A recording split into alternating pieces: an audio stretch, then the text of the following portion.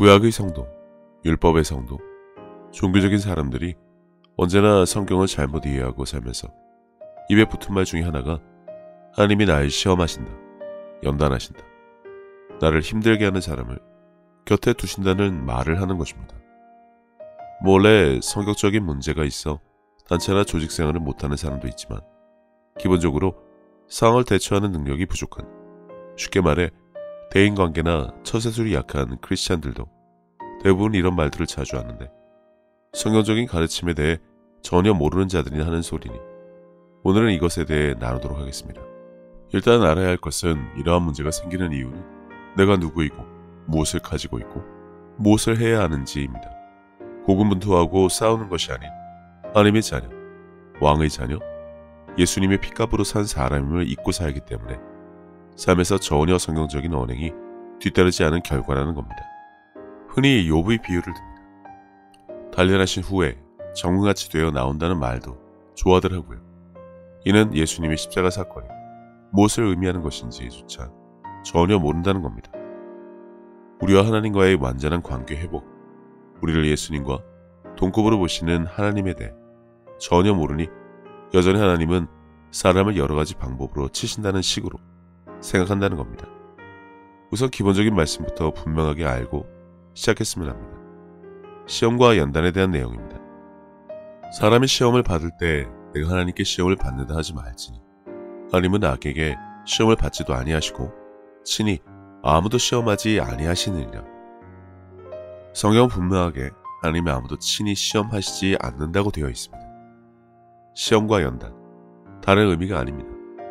그런데 종교심에 쩌는 자들은 입만 열면 모든 상황을 하나님의 시험으로 여깁니다. 능력의 부족과 잘못으로 상황이 그렇게 된 경우가 더 많아도 말이죠. 그럼에도 불구하고 욥이 이야기를 꺼내 대신 마귀를 통해 우리를 시험하신다는 말 같지도 않은 소리는 십자가 사건 이후, 오순절 사건 이후의 성령 시대에 사는 자들이 할 소리가 아닙니다. 예수님은 이미 세상을 이기셨다고 하셨는데 하나님이 왜 패배자들을 이용해서 자녀를 시험한다고 믿습니까? 하나님이 여전히 죄 때문에 사람을 질병으로 치신다고 믿는 자들도 있던데 그 덕분에 하나님을 더 붙잡고 믿고 알게 된 것도 은혜라는 무지한 자들은 성경을 몰라도 너무 모르는 것이지만 이렇게 되도록 교회와 목회자들이 무엇을 가르쳤는지 너무나도 분명하게 보입니다. 마치 아프고 병들면 하나님께 치유를 간구하고 안되면 내 죄가 문제라 치유는 그분의 뜻이 아닌 것으로 알고 그동안 하나님을 의지해서 도움을 구하던 그 자체만으로도 감사하다는 소리를 하다가 죽으면 되겠습니까? 구약과 율법의 신자들이 잘못 배워서 늘 하는 소리인 것은 잘 아는데 무지와 잘못된 신념과 믿음은 각자의 책임이지만 그 무지로 인해 하나님과 성경의 일을 모독하는 것은 각별한 주의가 필요하다는 것을 이해하기 바랍니다. 다만 이뿐 아니라 우리가 환난 중에도 즐거워하나니 이는 환난은 인내를, 인내는 연단을, 연단은 소망을 이루는 줄 알미로다. 이 부분의 연단은 앞의 1, 2절에서 언급한 믿음과 관련된 이야기입니다. 그러니 성경을 몰라 내 삶에 널브러진 모든 문제를 시험이니 연단으로 여겨 아무렇게나 갖다 붙일 말이 아니란 것이니 보는 김에 하나 더 볼까요?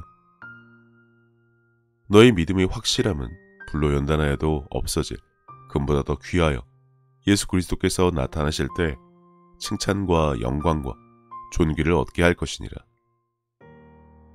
여전히 믿음과 관련된 연단임을 알 수 있습니다.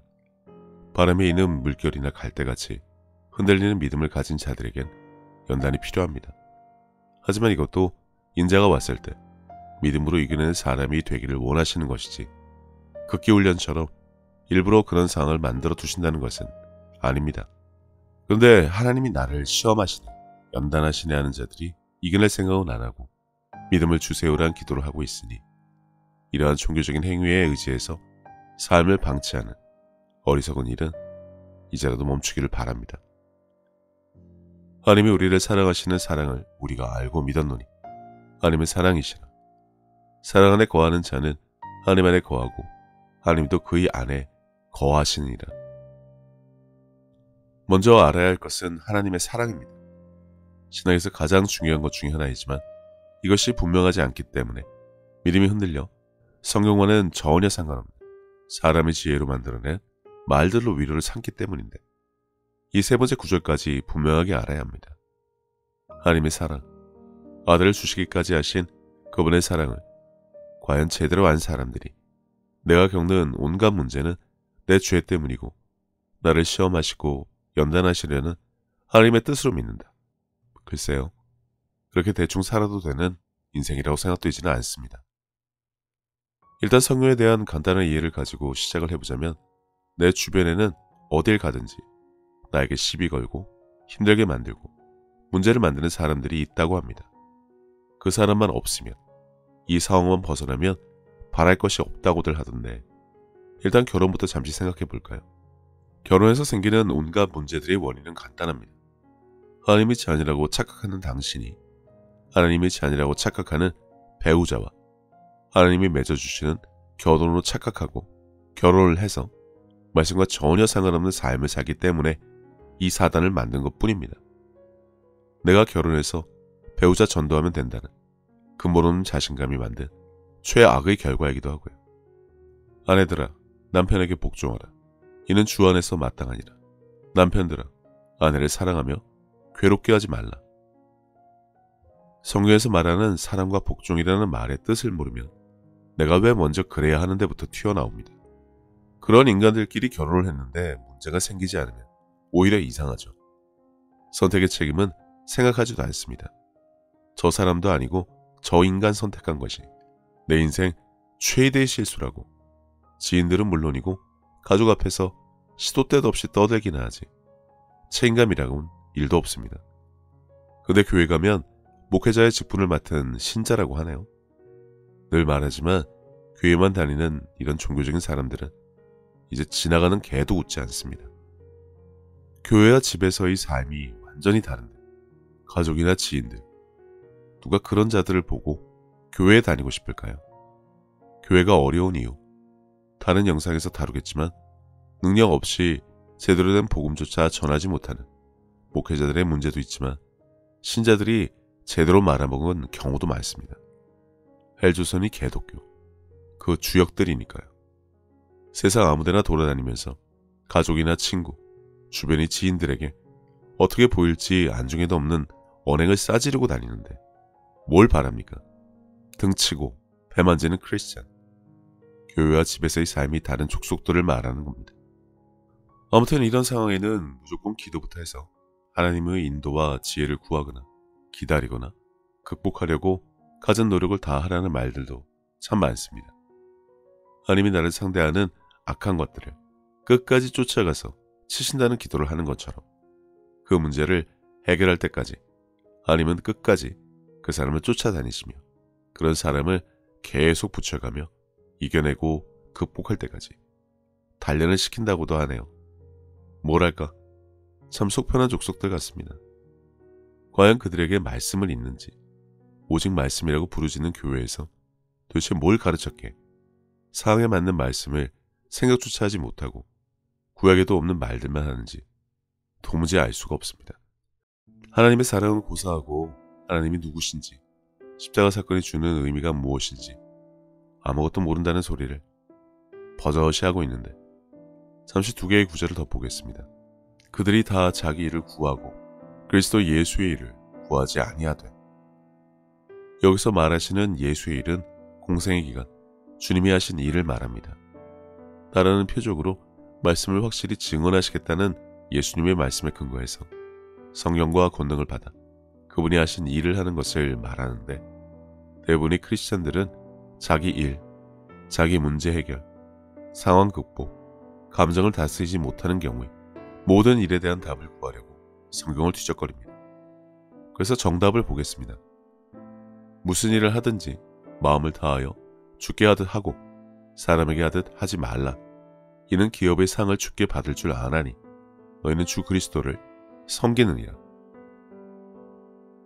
주님은 사람이 그분을 사랑하면 그분의 말을 따르고 말씀을 행한다고 하셨으니 지금까지 언급된 모든 상황과 환경은 주님을 섬기듯 하지 않았던 자들이 세상에 나가 백전백패를 당하고 와서 하는 푸념에 불과합니다. 물론 주님을 섬기듯 해도 막대먹은 인간들은 어디에도 있습니다. 크리스찬인이 무조건 참아서도 안 됩니다. 하나님의 이름을 욕보이는 상황에 침묵하는 것이 70번씩 7번 참아주는 것이 아닙니다. 무조건 그래야 한다면 예수님은 왜 성전에서 장사하던 자들이 상을 엎으시며 극대노를 하셨을까요? 얼르고 타이르고 사랑으로 감싸주시면서 기도하셔서 그들이 스스로 잘못을 인정하게 하는 종교적인 사람들이 그토록 좋아하는 방식으로 하셨어야 하는데 정반대로 하셨습니다. 일단 주님을 섬기는지 분명한 입장을 밝혀야 크리스찬이라고 할 수 있습니다. 십자가 사건을 통해 배운 게 고작 은혜와 회개로 끝나서는 안 된다는 것입니다. 그 일로 인해 내 삶이 어떤 방향으로 변했는지가 중요합니다. 이기적인 삶에서 이웃을 위한 삶으로 변했다든가 무엇인가 확연한 변화가 있어야 하는데 대부분 그런 거 없습니다. 그러니 섬기는 거 맞습니까? 주님을 사랑하고 말을 따르며 말씀을 행한다고 자부하냐고 묻는 겁니다. 그래서 말씀에 근거해서 무슨 일이든 죽게 하듯 하냐고 묻습니다. 아니죠. 그러니 문제가 생기는 겁니다. 그러면 100% 이렇게 반응합니다. 아니라고. 그 사람이 문제고 일부러 날 힘들게 한다고. 나만 못살게 군다고라고요. 여기서만 봐도 감정에서 나온 진짜 마음의 소리에는 하나님이 날 연단하신다는 말조차 들어가지 않습니다. 교회 와서 상담을 하다가 의지를 발동해서 연단이라는 말을 집어넣지 않으면 실상은 이렇습니다. 오로지 내 기분, 감정, 힘든 것만 말하기 바쁩니다. 그럼 당신을 힘들게 하는 그 사람, 단 둘이 일합니까? 그곳에 다른 사람은 없나요? 100% 크리스천들만 그곳에 있고 믿지 않는 세상 사람은 단 하나도 없냐는 겁니다. 크리스천인 당신만 그런 생각이 들 이유도 없고 모두가 같은 생각을 가지고 있을 텐데 왜 당신만 연단이니, 시험이니, 문제니, 어려움이라고 발작 아닌 발악을 하고 있냐는 겁니다. 똑같은 상황인데 단지 교회만 댕기면 그게 하나님이 일부러 날 단련하시려고 문제 해결을 위해 일부러 둔 사람이라고 할 수 있을까요? 세상 사람들은 뒤에 가서 험담이나 하고 아니죠. 크리스찬들도 그 자리에 늘 같이 있습니다. 근데 솔직히 더 큰 문제는 따로 있지 않나요? 정작 앞에서는 아무 말도 못하고 찌그러지고서는 뒤에 가서 그때 이랬어야 하는데 이런 말과 행동으로 받아쳤어야 했는데 라는 후회 때문에 더 억울하고 분하고 기분이 나쁘지 않더냐는 겁니다. 그리고 주변 지인들에게 공감을 얻어내려고 당신애가 느낀 그 감정풀이를 하려고 온통 당신한테 유리한 상황만 늘어놓으며 사람의 인정과 동조와 위로를 구하려는 마음은 없었는지도 물어보고 싶네요. 정말 그 사람 문제인지 그리고 바로 이 순간 사적인 생각에 그래 다 내 탓이다라는 열등감과 피해의식에 쩔은 생각은 방구석에서나 하시고 이런 식으로 당신의 문제라고 생각하는 그 종교적이고 율법적인 사고방식을 내다 버렸으면 합니다. 상황에 대한 접근 방식부터 아주 잘못되었으니까요.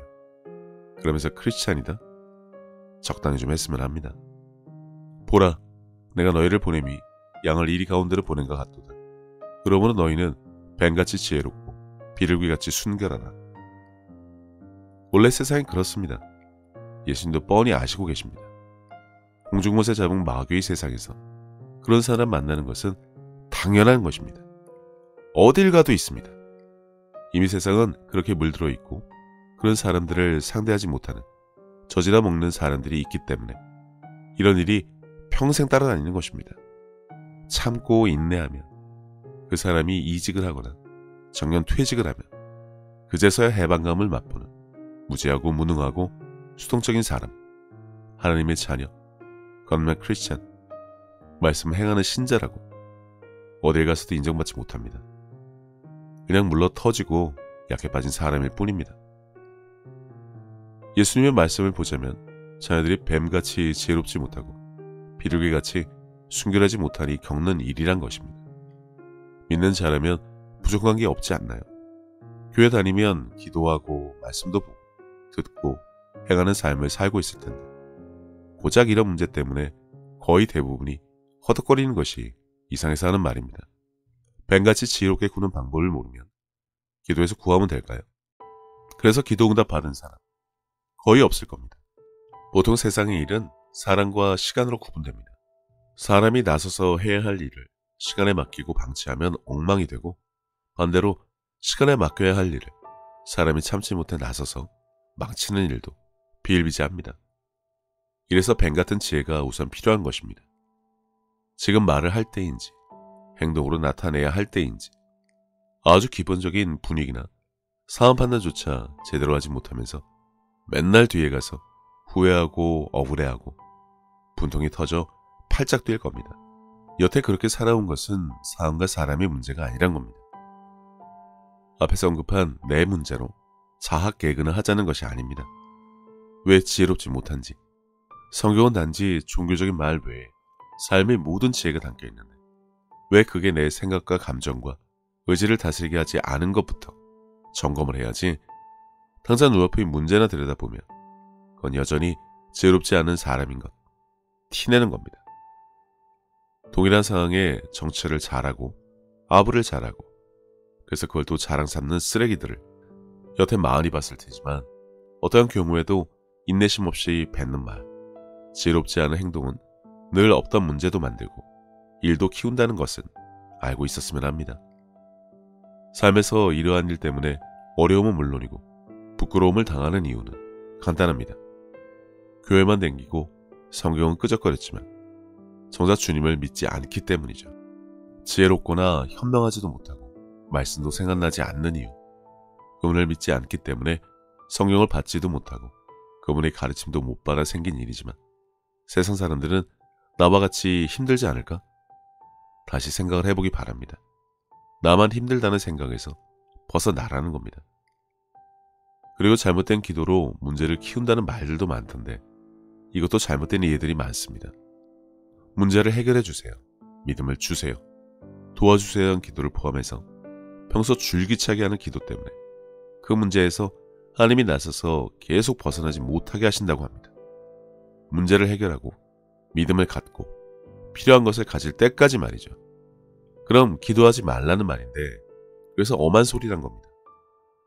올바른 기도를 하면 그만인 것을 평소 교회에서 잘못 배워 항상 부족과 결핍이 자리에서 하는 기도가 응답받을 수 없다는 것이 올바른 가르침이지, 기도하면서 돈을 구하고 문제 해결을 다 하려고 하면 극복할 때까지 계속해서 상황과 문제를 붙여주신다?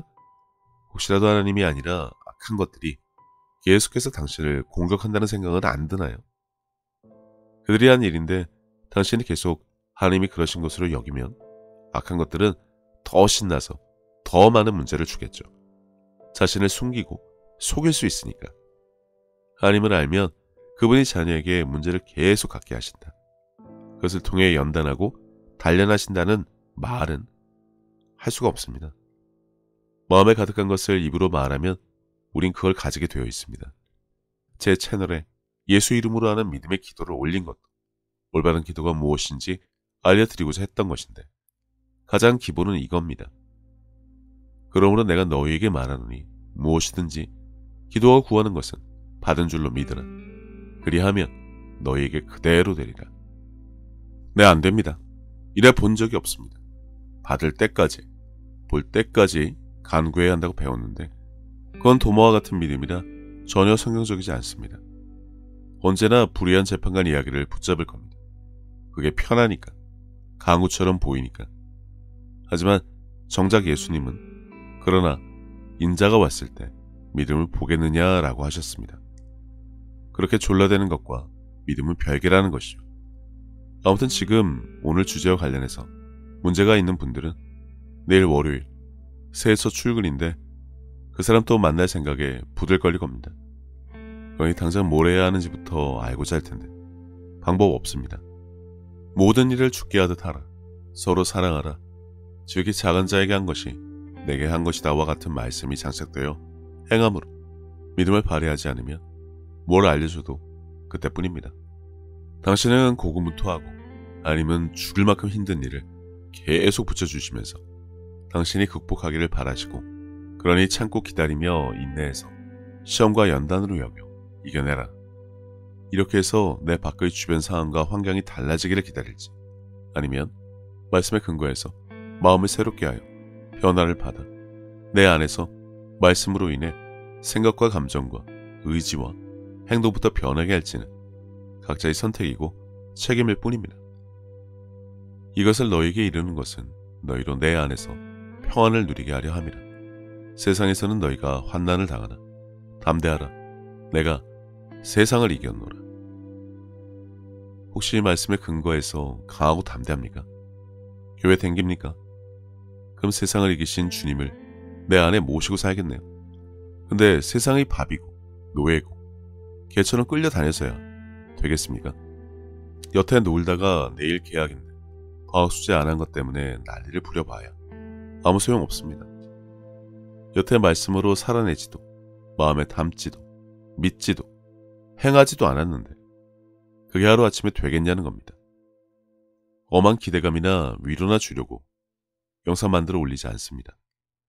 같이 손잡고 울어주고 기도하자는 것이 아닙니다. 은혜 받고 위로받고 동감을 얻어 기분 하나 좋아지게 하려는 것이 아닙니다. 등짝을 때려서라도 당장 일어나 뛰라고 말씀으로 살아내라고 올리는 것입니다.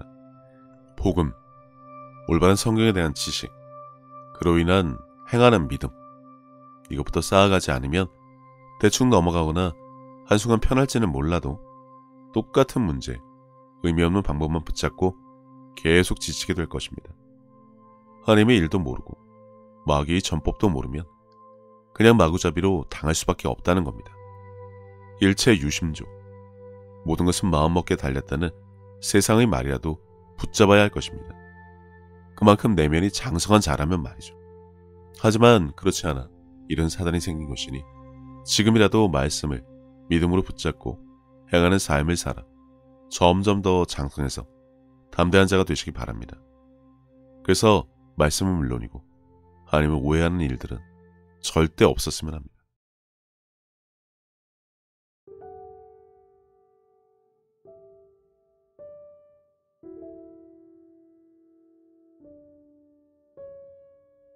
예수님께서는 내 마음을 다하고 목숨을 다하고 뜻을 다하고 힘을 다하여 주 너의 하나님을 사랑하라 하신 것이요. 둘째는 이것이니 내 이웃을 내 자신과 같이 사랑하나 보다 더 큰 계명은 없다고 하셨습니다. 생각해보면 믿는 사람들은 이미 하나님께 받은 것이 너무나 많은 것을 아는 자들입니다. 예수님을 통해 죄사함과 구원을 받은 것부터 시작해서 살아 숨을 쉴 수 있는 공기와 바람, 맑고 푸른 하늘과 마실 물, 그리고 땅과 그 위와 아래의 많은 것들, 이미 오래전부터 내 주변에 있어 왔으니 당연한 것으로 여기며 우리는 여전히 값없이 공짜로 받아 그것들이 감사함을 잊고 살기는 했지만 그런 것 말고도 하나님으로부터 받은 사랑과 평안에 대해 생각하자면 끝이 없습니다. 하지만 사람은 하나님으로부터 받은 그 많은 은혜를 갚을 방법이 없습니다. 그래서 하나님께서는 내 이웃을 내 몸같이 사랑하는 것으로 그것을 대신 갚으라고 하신 것인지도 모릅니다. 그리고 지극히 작은 자에게 한 것이 곧 하나님께 한 것이라고 하셨으니 그분의 은혜를 알고 그분을 닮아가는 삶을 살아가야 한다면 지금 내가 살아가는 삶의 방향이 하나님과 나의 이웃을 사랑하는 올바른 길 위에 있는 것인지 한 번쯤 점검해 봐야 하지 않나 싶습니다.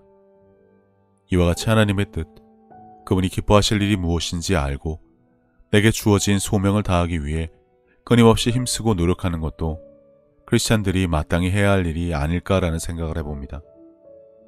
이제는 세상 유행에 따라 요동치던 내 마음을 모두 내려놓고 혼자서 하나님의 뜻을 헤아리는 시간을 가져보시기를 권해봅니다. 하나님은 세상 모든 사람들을 사랑하십니다. 그렇기 때문에 당신이 사랑받기에 마땅한 사람인 것처럼 당신의 가족도 이웃도 그분에게는 마찬가지로 소중한 자녀들입니다. 당신이 어려운 상황을 겪었을 때 하나님께서 당신의 삶에 관여하실 수 있도록 마음의 문을 열고 그분을 신뢰하며 동행하는 삶을 살아왔듯이 이제 당신도 다른 사람들에게 먼저 다가가서 손을 내미는 귀한 삶이 되어주시기를 바랍니다. 예수님께서 주신 새 계명, 서로 사랑하라. 저도 늘 제 자리에서 최선을 다하여 섬기고 사랑하며 살도록 하겠습니다.